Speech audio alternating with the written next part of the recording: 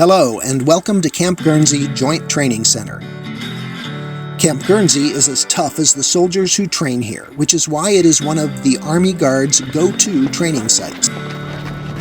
But despite Camp Guernsey's ruggedness and its ability to handle multiple battalions completing task force-level training, there are some environmentally sensitive areas that everyone should be aware of. The purpose of this training film is to inform and instruct our guests on how to minimize the environmental impacts at Camp Guernsey while not interfering with the training mission. As we say here at Camp Guernsey, leave no trace. This video covers the following topics: natural resources and site restoration, cattle grazing, river crossing, artillery and ranges, vehicle wash rack, fuel point and spill response, potable water, waste turn-in and disposal, off-road driving, cultural resources, digging and field mess, and leaving Camp Guernsey.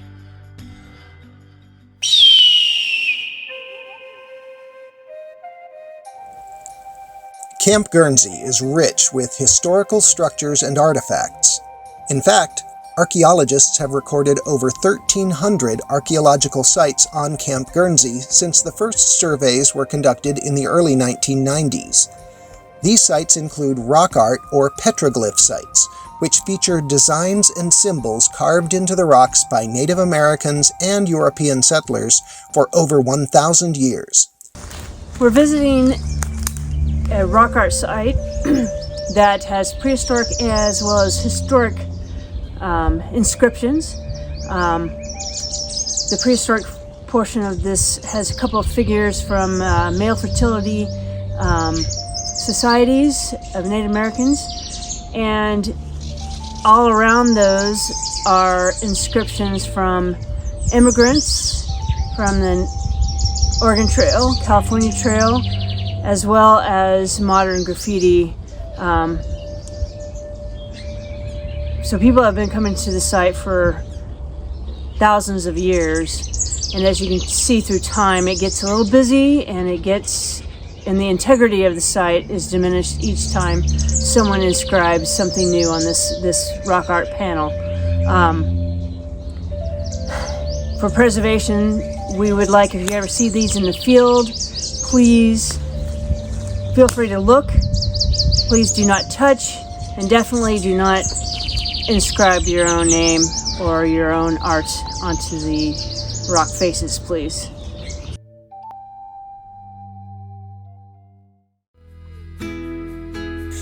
In addition to rock art, stone circles, other artifacts, and over 12 miles of historic trails, Camp Guernsey is home to the historic remains of homesteads and ranches. Some of these historic structures are not only quite old, but also in very poor condition. If you encounter one of these structures, enjoy from a distance. Do not use them for shelter, cover, or concealment.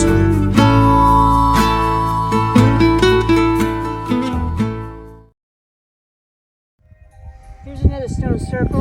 It's kind of broken. You can see here the arc,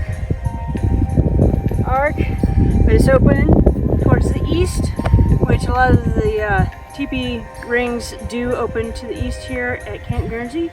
But you can see also lots of other associated stones that are not in line of the circle, and those are part of the feature as well, part of the reasons why we asked you to not move rocks.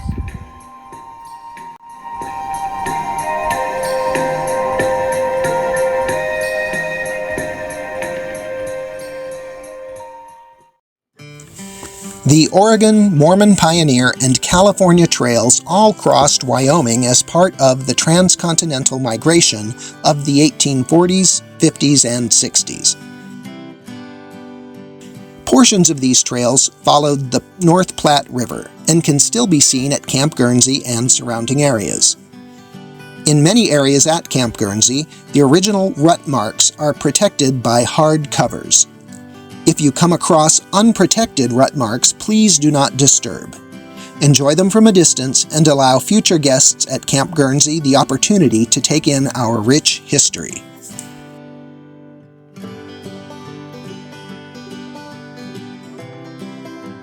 Let's review what we've learned.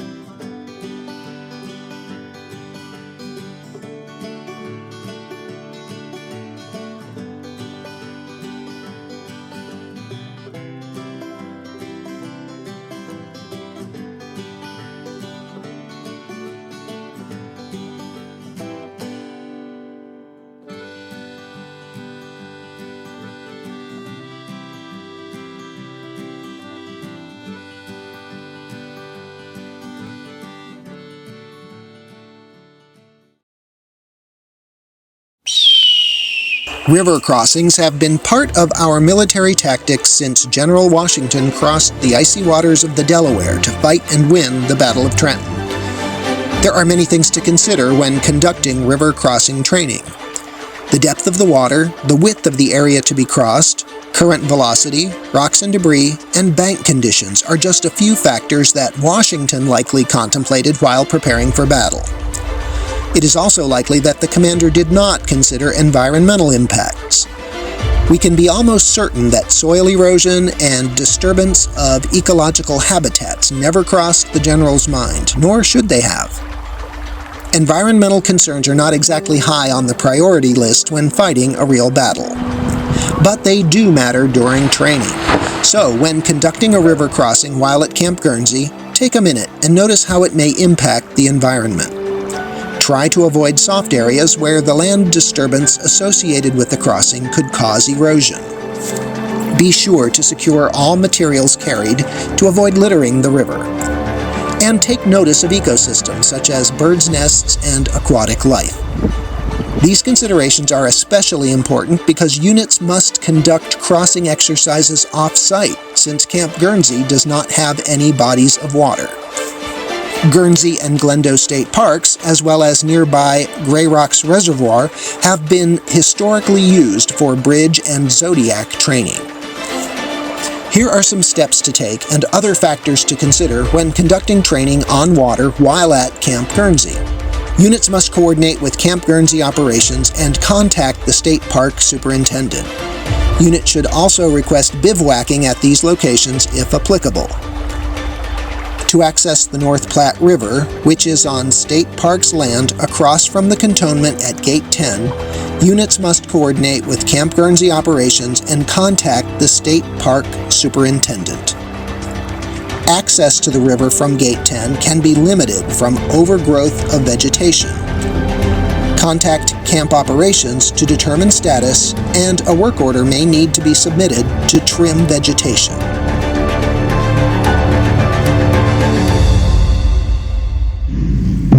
Another thing to remember when launching watercraft into local waters are aquatic invasive species, AIS, that may be attached to your boat. I ought to lock you up.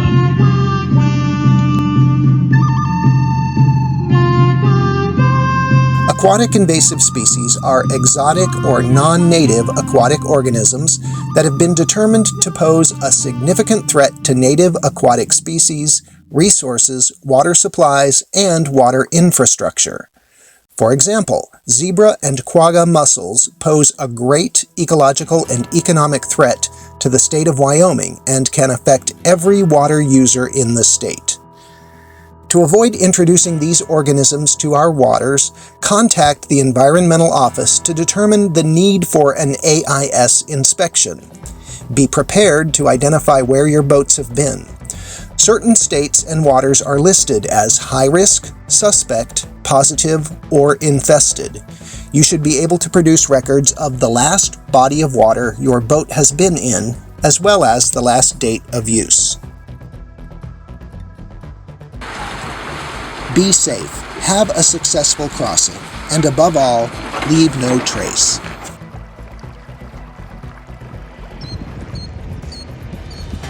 Let's review what we've learned.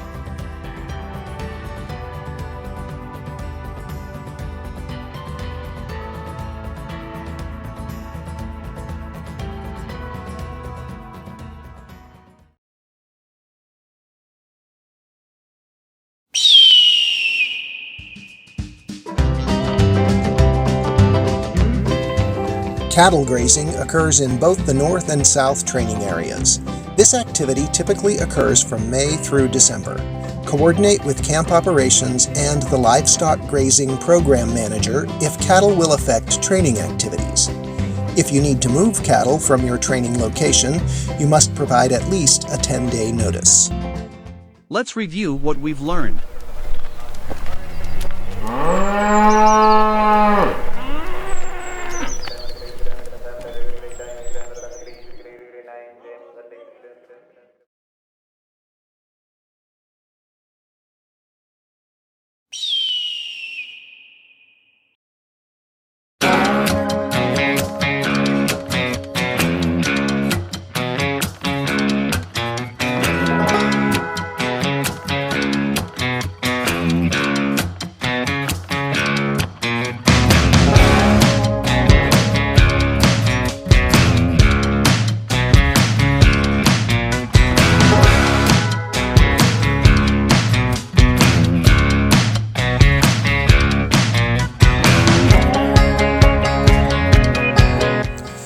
Cybert stakes are used to alert the off-road driver of the location of a no-drive area.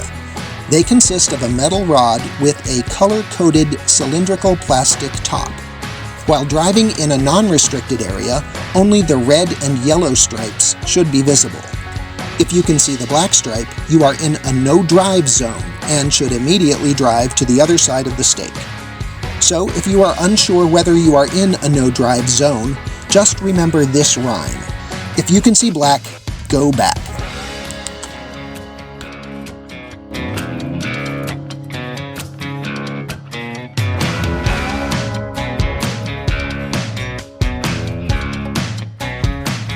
Let's review what we've learned.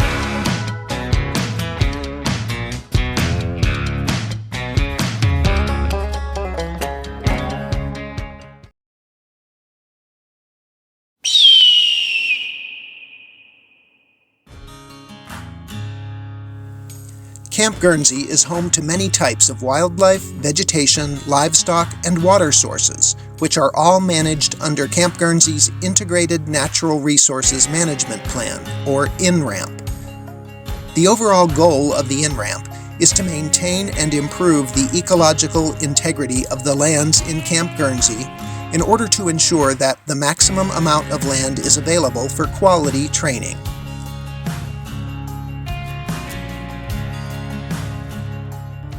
My name is Amanda Tamaya. I'm the Natural Resource Manager for the Wyoming Military Department. Natural resources is pretty much everything you see out in the training area. So that includes wildlife, soils, plants, bugs, water. There's lots of laws that we use to manage natural resources. Some of them include the Migratory Bird Treaty Act, and so that prohibits anybody from harassing or killing a migratory bird or their nest.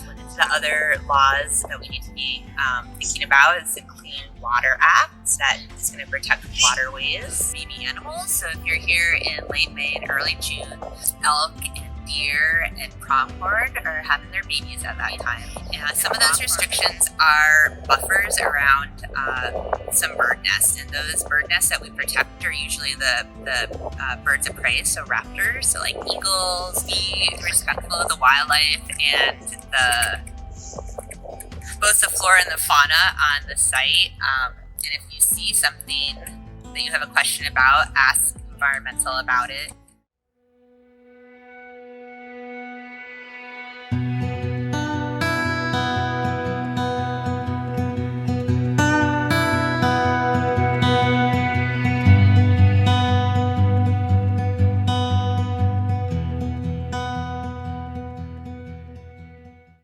Looking at here is a vegetation rehabilitation project we did about 10 years ago. Similar to that bivouac site down there, we had a unit come in here. There are several units through the summer that came through here, and it really disturbed the ground vegetation, a lot of soil disturbance in here. So we came in and we planted our cover crop, which comes up and provides real quick soil stabilization, and also include a mix of native grasses that we want to eventually populate this site to consider it fully recovered.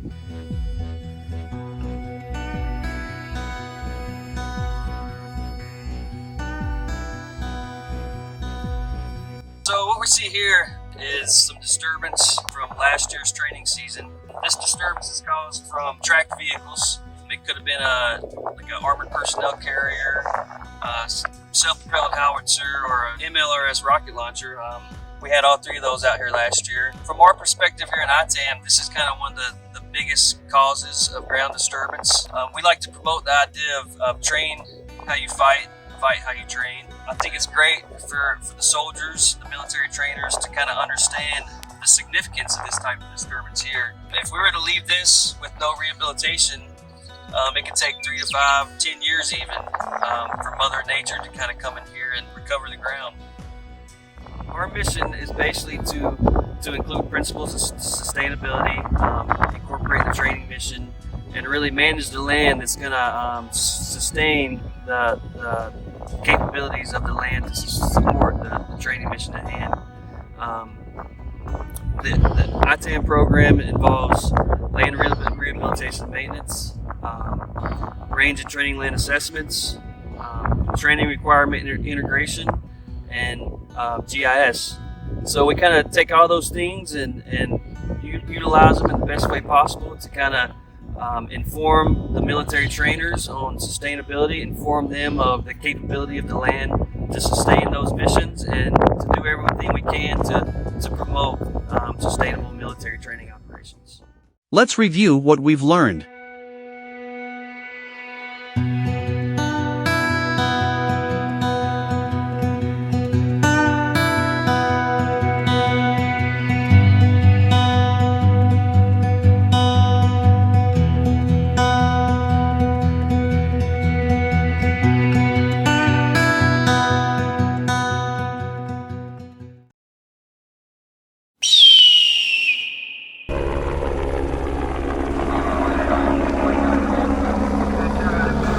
Right here, Matt. We're going to fly over to the wash rack. What you have there is clear.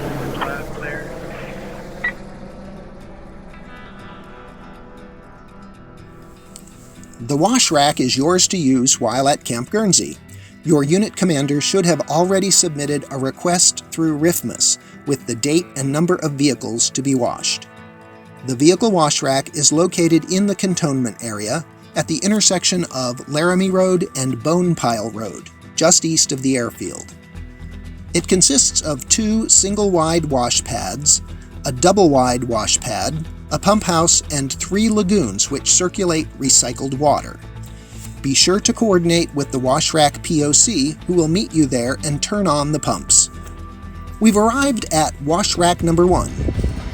So this water here is basically pumped into the building where they fill up storage tanks, and then they're pumped back out through the spigots into the hoses to where they wash their vehicle. Now let's go over some do's and don'ts.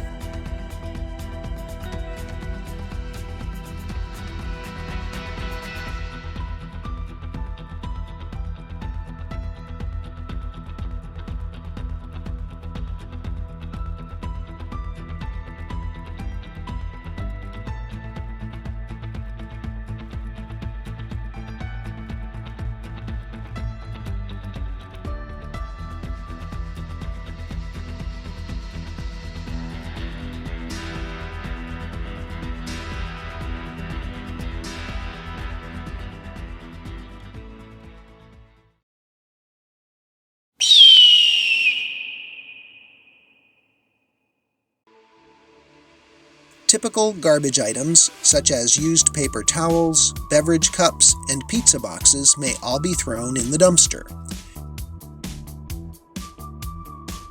As indicated in the caution sign, items prohibited from dumpsters include electronics, liquids and chemicals, containers such as paint buckets and aerosol cans, and wastes classified as hazardous.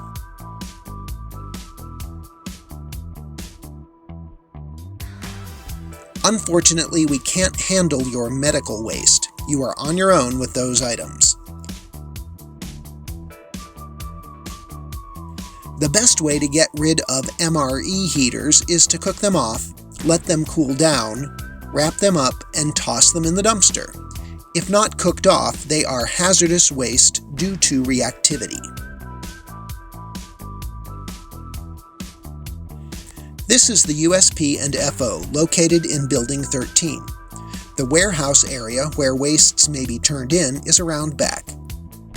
General hours are 7 to 4:30 Monday through Friday. It's always a good idea to call ahead. Getting to Building 13 is easy. We are headed there now. The Wyoming Guard's Environmental Compliance Manager is waiting for us. There he is now. It looks like he is ready to show us around. What types of waste can we turn in here that we can't just throw in the dumpster? So personnel, when they get ready to discard their hazardous materials, they bring them here to the warehouse. And from there, we accept like paint booth filters.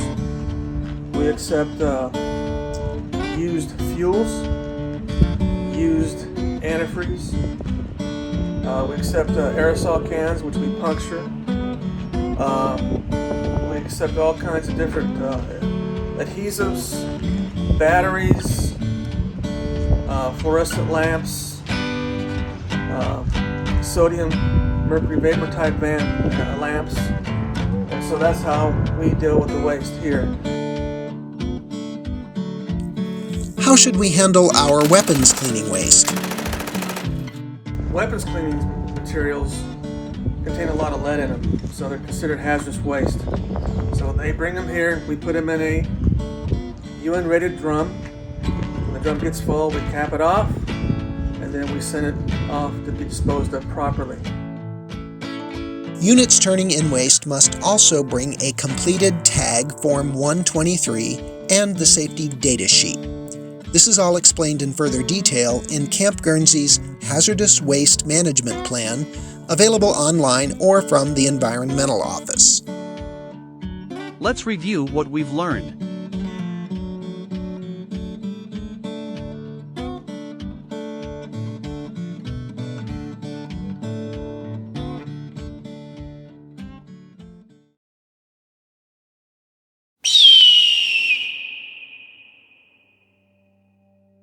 The fuel point is located adjacent to the wash rack and is available for units that train at Camp Guernsey.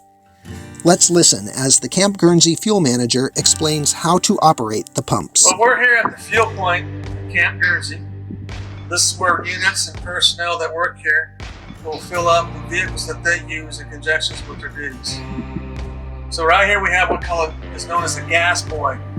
It comes with a pro key, put it in here, or you have a special card that is inserted, you type in a certain code, then you pull out the pro key or the card, and you step over here and whatever fuel you're going to get, whether it's all gas or jet fuel, F24, we don't use diesel fuel here. This F24 fuel will work in diesel powered engines and diesel powered equipment. So when you're dispensing fuel into your vehicle or your equipment here at the camp, and let's say something malfunctions and you start spilling fuel on the concrete here.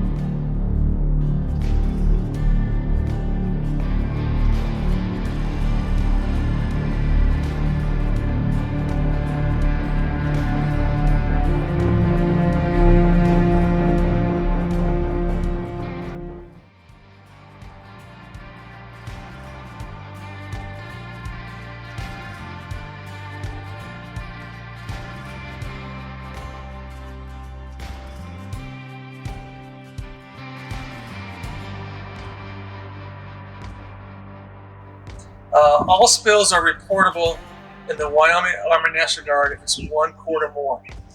If it's less than 25 gallons, it's not reportable to the state unless the fuel hits the waters of the state. Units need to have serviceable spill kits on site at all times. The Environmental Office does have kits for units to sign out, but they are limited in supply. If you do need a spill kit, be sure to reserve the kit ahead of time. Make sure to have vehicle drip pans. Use them under parked vehicles, especially those with known leaks. Secondary containments for fuelers and emergency generators are available for no cost from the Environmental Office. But like spill kits, they are limited in supply, so reserve early. Let's review what we've learned.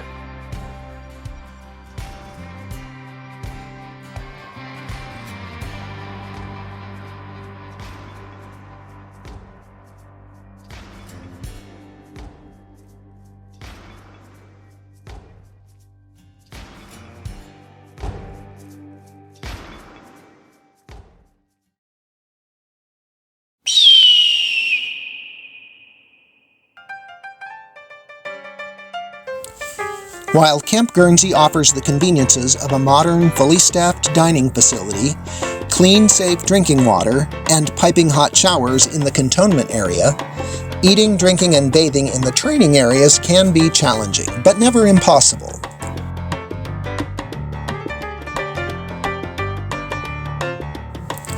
Camp Guernsey has multiple locations where troops can obtain fresh, potable drinking water. The water supply here at Camp Guernsey, regulated by the U.S. Environmental Protection Agency, is treated and tested every month to ensure safety. Furthermore, potable water on cantonment is treated, chlorinated water. The South Training Area has 2 non-treated potable sites, Grey Rock's main house and the MRF range. The North Training Area has 3 sites for non-treated potable water, QTR Firing Range, Ryan Springs Shower Point, and near the Law Range Maintenance Facility. Chlorine residual records can be requested from the Environmental Office if needed. And finally, non-potable water locations include, but are not limited to, Range Guard 3, Range Control, Range Road, Smith Ranch, Tack Strip Tower Tank, and the South Training Area Guest House. When setting up field mess halls and showers, you must dig gray water sumps. Here are some things to remember. The cantonment area has a site to dump into the wastewater system or directly onto the ground with approval from the Environmental Office. Units may either pump or drain gray water into a ground sump, or may contract out with a company that has gray water containments. However, gray water must be pumped out of these containments and disposed off-site or at a site approved by the Environmental Office. Only gray water is allowed in the sump, no food particles. Units that dig their own sumps must provide an 8-digit grid location for approval by the Environmental Office. Units must fill sumps with soil prior to site clearing and obtain sign-off from the Environmental Office. Let's review what we've learned.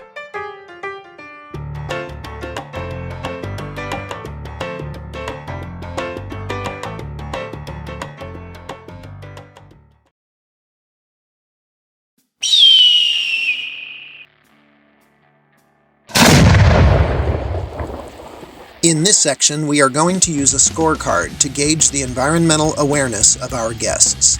We have selected the artillery range because it is a high-profile activity with unique environmental impacts.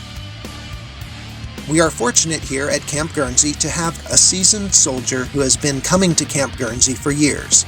He is at the range now and will tell us how more than a decade of training here at Camp Guernsey can sharpen one's environmental awareness. My name's Captain Luke Meyer. I'm the operations officer for 2300th Field Artillery Battalion, High Mars Battalion for the Wyoming Army National Guard. The number one significant environmental impact at the Wyoming Guard is the potential for wildfires. What can you tell us about that? Yeah, we're very cognizant of that, especially with what we do with rockets. Like, if we're just to fire a rocket in the jungle, it's going to start firing. It doesn't matter how wet it is or anything, just the amount of fuel that's in that rocket is going to start a fire because it's pointed at the ground. In your many years with the Guard and training at Camp Guernsey, what changes have you seen with respect to environmental awareness? When I joined the Guard 15 years ago, there was no indication of what a cultural site was. And now with the receiver stakes and everything, really tell kind of where things are at a lot better to be able to stay at. Thanks, Captain. I see you are ready to demobilize and will be heading our way. We'll see you when you get back and pick things up from there. Ranges are a vital part of training. Wars are won by soldiers who are able to hit their targets. We invite all units to use our ranges, from small arms all the way up to artillery. But units should also be aware of the environmental consequences from arms fire, especially artillery, which may even cause wildfires. In fact, wildfires are the Wyoming Army National Guard's most significant environmental impact. Let's go finish up with the environmental scorecard. Some of the things that we do when we're in Camp Guernsey, we try to be cognizant of cultural sites, try to be cognizant of the wildlife that's out here, the historic preservation that's out here for things like the Oregon Trail. Long time ago, 15 years ago, there wasn't a lot out here to tell us where not to be. Now, Camp Guernsey's really done a good job of trying to identify where those places are that we shouldn't be with cyber stakes and signage. And so we try to respect that and also train to get the mission done. We have a job to do, but we also have to work with local environmental and other units to make sure that everybody's safe and that we preserve this for everybody to train on for years to come.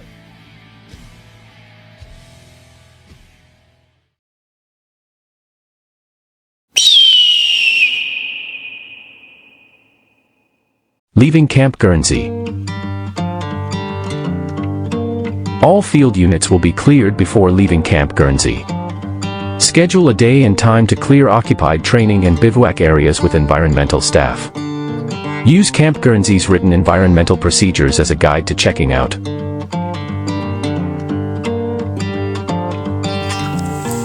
When returning to Camp Guernsey, start the approval process as early as possible. It may be lengthy depending on activities needing clearance.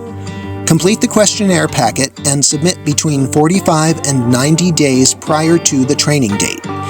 Packets submitted less than 45 days prior to training will not be reviewed or approved. If outside of required dates, contact the environmental office directly. That about wraps it up. Thanks for watching. We hope you enjoy your stay. Get in some good training, explore the area, take in the spectacular sights, and above all, leave no trace.